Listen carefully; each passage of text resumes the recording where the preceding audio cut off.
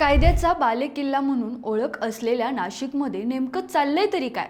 पोलिसांचा धाक संपला का की अवैध धंदेवाल्यांनी शहर ताब्यात घेतलंय? धक्कादायक प्रकार समोर आला आहे। द्वारका सर्कल नाशिक परिसरात प्रवाशांना जुगाराच्या नावाखाली सर्रास लुटलं जात आहे।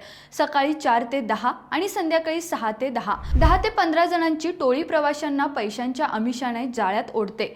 चहा नाश्त्याच्या स्टॉलवर टेबल मांडलं जातं। जुगाड 3 पत्तीचा खेळ दाखवला जातो। सुरुवातीला स्वतःच जिंकून दाखवतात आणि मग प्रवासी अडकतो। काही मिनिटात हजारो लाखो रुपये गायब, मोबाईल सुद्धा हिसकावला जातो। विरोध केल्यास मारहाण, दमदाटी आणि प्रवासी पुढच्या प्रवासाच्या घाईत तक्रारही करू शकत नाही।